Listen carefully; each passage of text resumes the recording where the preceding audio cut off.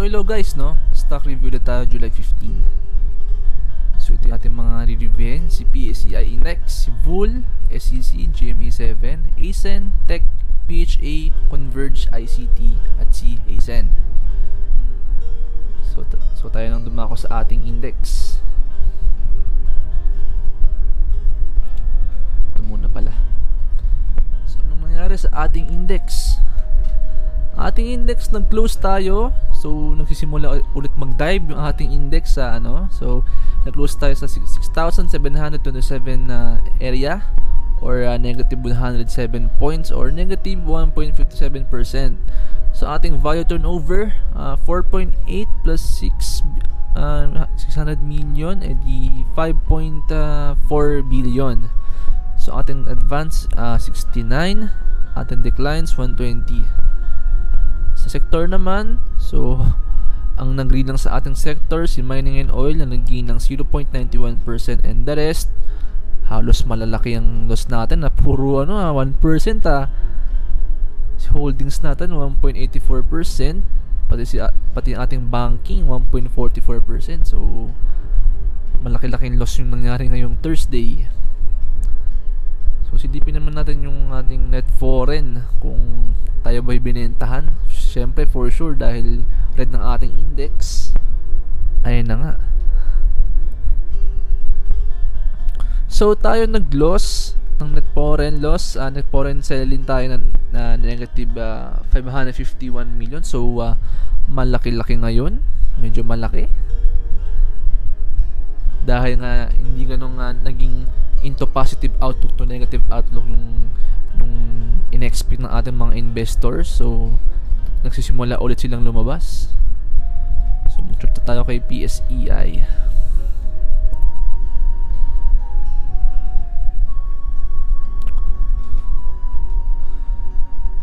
Ayan si PSEI.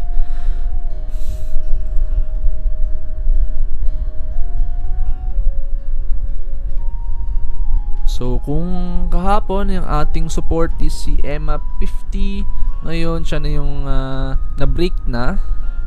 Then ang ating sumasalo sa atin ngayon is si EMA 100. So ang next support na inaabangan natin is medyo malalim na kung patuloy pa rin bababa ang ating index. So between 67 to 66 area. So ating MACD ganoon din, wala pang sense of strength. Patuloy pa rin yung pagbebenta ng mga ating mga foreigners at mga local investors na rin. Then nating RSI ganoon din, padaos-dos pa din. So ito yung ating aabangan sa support. Medyo malalim na.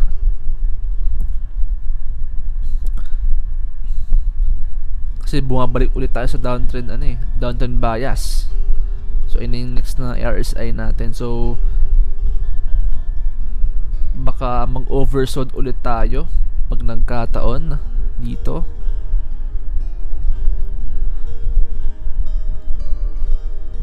Kasi ganun pa rin sa ating Bollinger Bands, wala pa rin ang pinagbago. Yung Ichimoku medyo malapit na tayo mag-conso.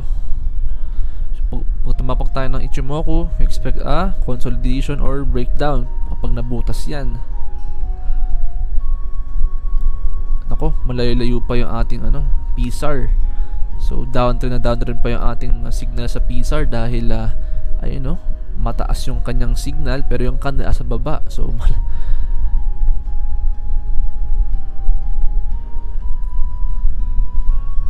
kung hanggang bukas magkakaroon tayo ng heavy selling, ang next natin support na abangan EMA 200. Kung mabutas yan, baka bumalik tayo sa downtrend channel or bias. Kasi ang pinaka-support na nung is si EMA, yung nag-breakout siya dito. Ang naging support na niya si EMA 200 and 100. So kapag na-break yan, kapag nag-cross tayo, downtrend tayo. So yung mga hawak natin, kung lang natin i-manage na yung ating mga risk, kung kailangan ba natin sample kung may hawak yung mga blue chip, kasi di ba yung mga blue chip lagi sumasabayan sa ating index. demolish our our mga portfolio. So ating first stock si Vool, yung nagkaroon ng ito nga yung nagkaroon ng ilang araw ng suspension, then ngayong araw yung na-lift. So nagkaroon siya ng gap up dito. Nag-gap up siya. Then halos hindi rin nag-sustain. Check natin sa lower time frame. Oops.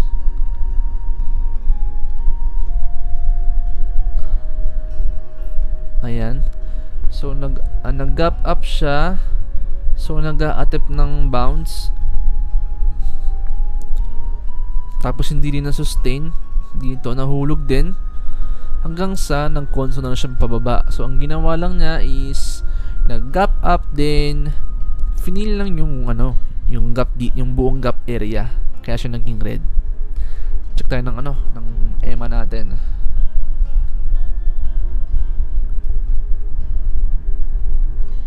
Oops, ay lumabas. So ating mga EMA support pa rin, pero hintayin natin next week kung babalik ulit siya sa kanyang base or bottom.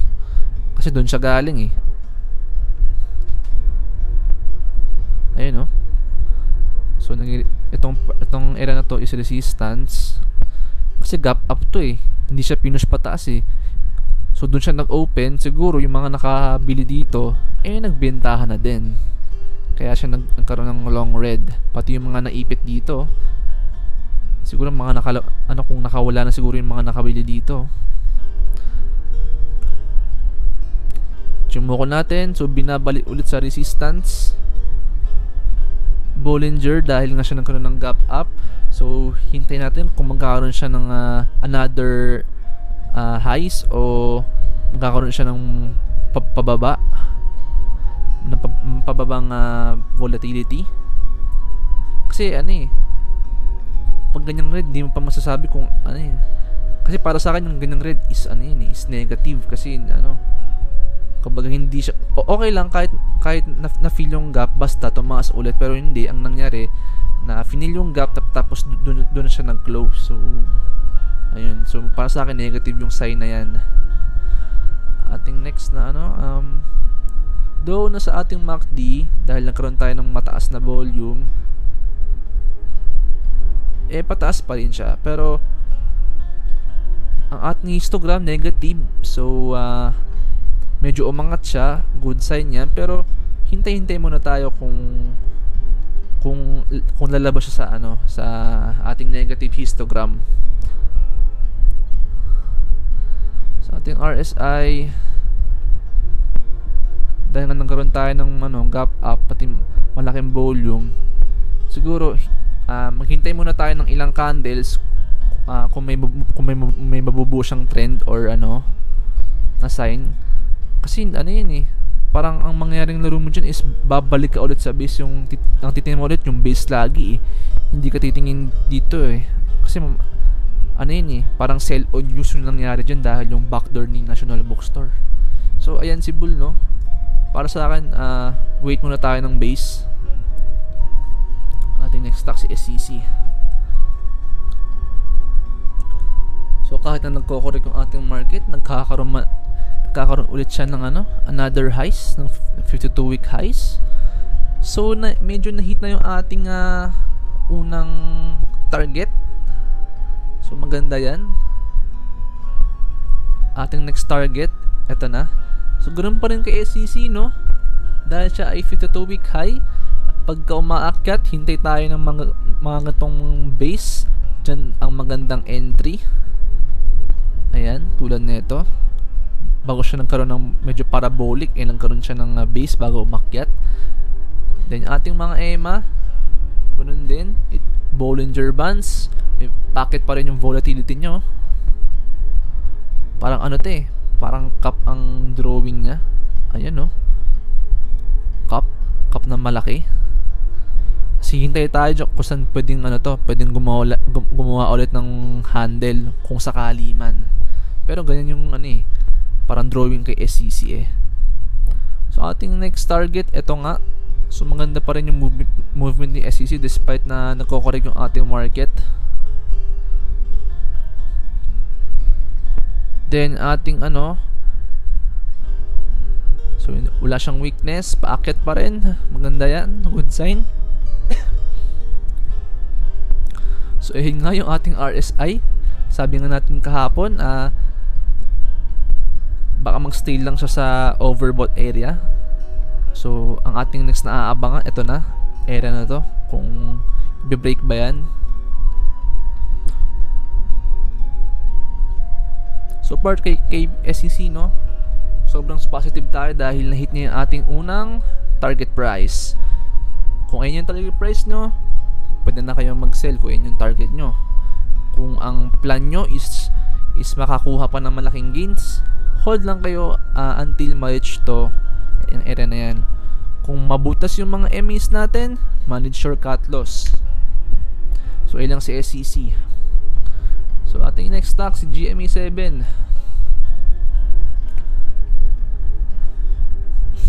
So ito na si GMA 7 ngayon, no. So tapos na yung ano niya, yung cycle niya. So syempre lahat naman ng stock umaakyat, then bumababa. Ayun lang ang cycle ng stock, hindi forever na tumataas. So kailangan lagi gumawa tayo ng ating plano. So ngayon nagkakaroon tayo ng bounce area na ba yan? So sakto yung ating dinodrawing na area na support dito. 13 pesos to 12 peso area. So at ito yung ating support, nagsusustain sa area na yan. Sabi ko nga nung last review ko, para sa akin si GMA medyo negative na dahil yung chairman nila is nagbenta na ng shares ng GMA. So na-take profit na yung chairman nila. So parang yung nangyari sa dito, yung chairman ng dito is nagbenta sa 18 peso area. After nun, yung price ng stock bumagsak na. So ako, iniisip ko din baka ganun din ng mga GMA, nagbenta yung chairman sa mataas na presyo. Then siguro mag-aantay ulit tayo ng pinaka-base. Siguro ang pinakamalalim na siguro baka balikan na itong 9 peso area. Diyan, 9 peso area na siguro ang babalikan natin. Siguro mag-aantay pa rin siya gumawa ng base, kumbaga down tapos base, tapos down tapos base. So hindi siya yung bigla ang bagsak. Siguro may mga mag-aantay pa rin na sumalo. At ayun. So si GMA para sa akin medyo negative dahil nga nagbenta si chairman ng kanyang mga yung kanyang portfolio. So para sa akin kung sa tingin niyo magko-consult sa 13 peso to 12 peso area, then try to test buy muna. Huwag kayong mag-all in. So yun lang kay GMA, no. Oops, double pala yung ating Isen. So mamaya na si Isen, no. Si Tech muna, yung mga bago-bago kong to first time ko ma-review si Tech. Ayan si Tech. So lahat na ng EMA. Tapos yung yung PSAR, EMA, resistance, PSAR pababa, Bollinger. So may bababang yung PSAR, yung candle malapit sa lower part ng Bollinger. So may tendency pa rin siyang magkaroon ng downward na volatility. Doon na nagkaroon siya ng stock rights offering. Alam ko banda dito yun sa bandang 5 peso ba yun. Alam ko banda dito yun So hindi pala lahat ng SRO is maganda dahil kahit nag-offer si Tech ng SRO, parang hindi rin kinagat ng mga investor yung offering niya na may kasamang warrants. So ayun. So abang-abang tayo ating support itong area na to. Abang-abang tayo dyan kung ayun, nag-bounce na nga dyan. Siguro kung pangit pa rin yung outlook kay Tech, kung budol pa rin si chairman, siguro nag-bounce ngayon pero baka baka magkaroon tayo pa rin ng downward dahil kahit anong candle yan, basta pangit yung outlook ng tao at investor, yun yung mangyayari.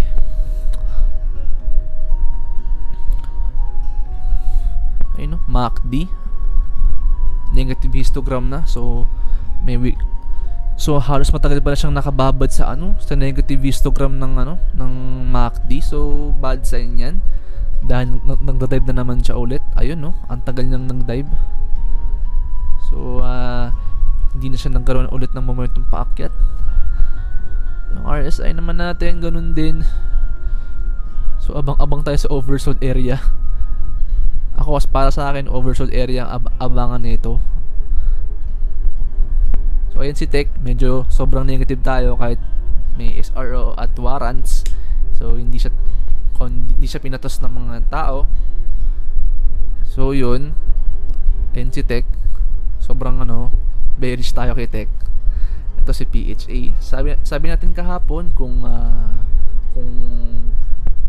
malaki yung effect ng paglabas ng app niya, i-breakout tayo nito. Pero ang nangyari, hindi ganun ka-impactful sa tao yung app. Kaya binabalik tayo sa Konso. So downward na to eh. Ayan downward pa rin siya.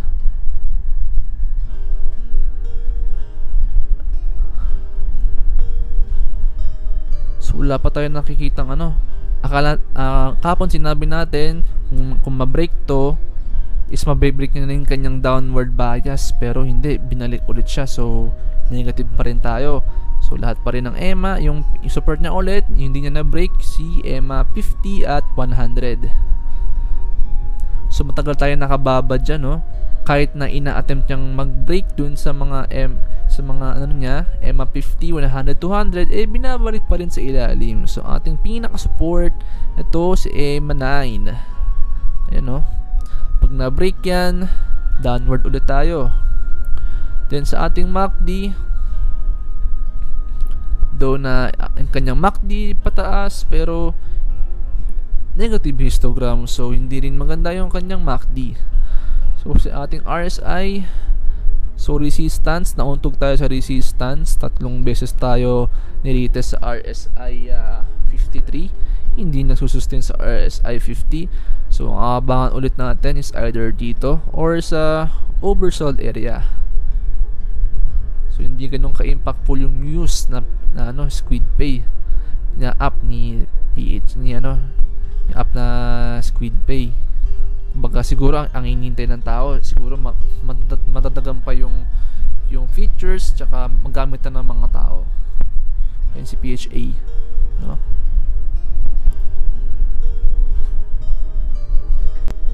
So ang ating next stock, si Converge.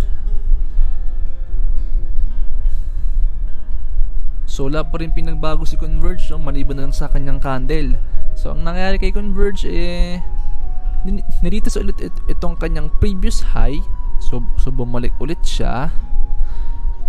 So ang lagi tayong sinasabi kay Converge, kapag nagkakaroon siya ng high, gumagawa ulit siya ng bagong niyang trading channel. So ito yun, trend line tayo. Ito yung high. Oops. Ayan. So gumagawa tayo ng channel. So sa kanyang channel, ang naging resistance, itong area na yan. So lahat ng EMA, ang sumasalo si EMA 9. Then si PSAR natin, sign for uptrend pa rin, malayo. Ichimoku malayo din. So overall kay Converge, mag-expect tayo ng laging retest sa area na yan, tapos balik ulit kung saan siya mahuhulog, then another retest. So ang style ng pag-akit niya is bagong high, tapos retest yung previous high, then gagawa ng onting base, tapos mag-breakout ulit na mas mataas dun sa kanyang previous high, then babalikan ulit yung previous high. So ay lang si Converge. ang lagi nyong entry kay Converge, lagi kayong mag-enter sa EMA 9 kung siya lagi nag-retest. Ayun no, EMA 9. Ito, EMA 9 no. Ilang beses tayong dumikit sa EMA 9 at 20. So, ayun lagi yung perfect area to accumulate kung ang style nyo is sa base kayo lagi bibili. Kung breakout, pwede naman kayo bumili dito. Kung breakout play kayo, then benta nyo pag nauntog sa 1 minute chart. Yan. Or bili kayo sa mga trend line natin tulad nito, bili kayo dyan, as benta nyo sa trend line. Kung dyan mauntog, as bili ulit sa trend line, then ganun din. Ganun lang kung ang laruan nyo is swing trade. So ayan si Converge no. So ating next stock si ICT. So ganoon din, nagkakaroon tayo ng retest ulit sa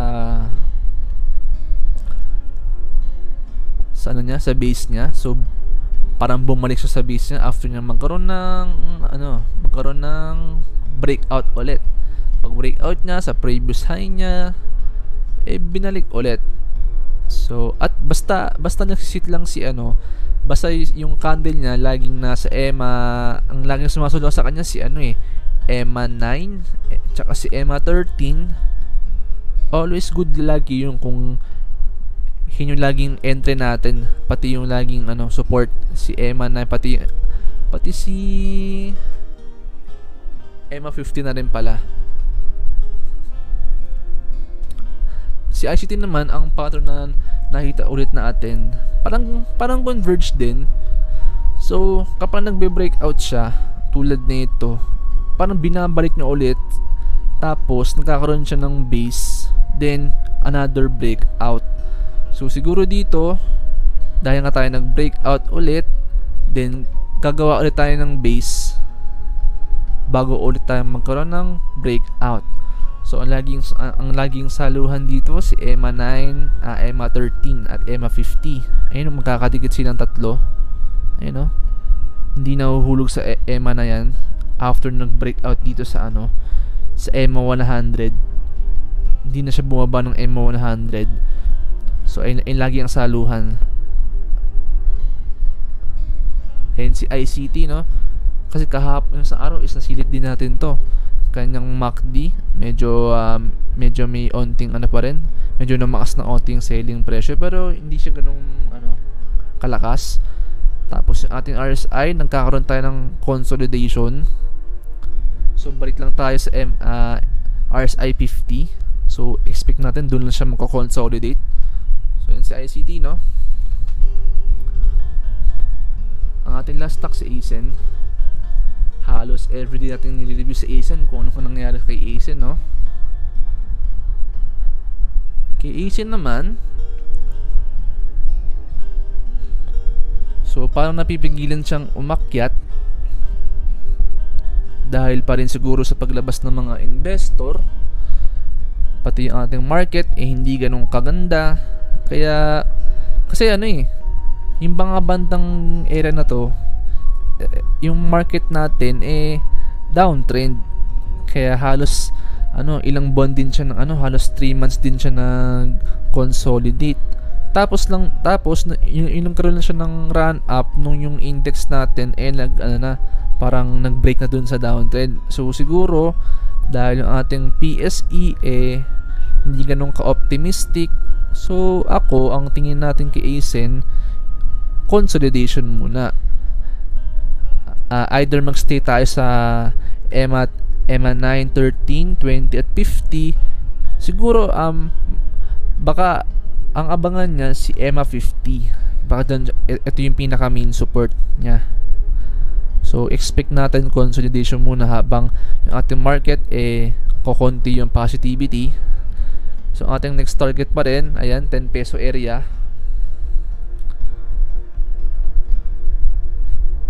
Ayan, 10 peso area. Basta yung binubuo ni ASEN na trend, kahit na nagkakaroon siya ng red is pa slowly na uptrend, goods pa rin to. So ang like ko sinasabi, always buy at support. Ayan, support sa trend. Dahil yung kanyang trend naman ay ayun no, may binubuo siyang uptrend. Laging good area pa rin to buy sa trend line at sa mga EMA. Ayun guys ha.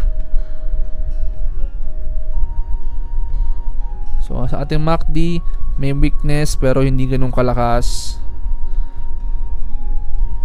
So naghahanap lang siya ng volume pa. Then sa RSI ganun din. So RSI niya uptrend pa rin. So pero siguro ang maganda din sa RSI niya is pa-uptrend pero kakaroon siya ng correction habang ginagawa niya yung uptrend. So ayun naman yung mabuti. Hindi siya akit ng akit. Hindi siya nang paparabolic agad. So ayun lang sa ISIN no. Kahit na nagko-correct yung ating market, nag-i-stay lang siya sa kanyang trend line. So yun guys, tapos din tayo. So nahuhulog nga yung ating market. So lagi natin expect yung ating ating mga hawak na minsan green, minsan red, pero most of the time kapag bumabasok yung market is syempre kung makakuha pa rin tayo sa ating portfolio ng mga red. So yun. So sana guys always manage your risk no. And lagi kayong maingat dahil sa COVID. So guys, bukas ulit tayo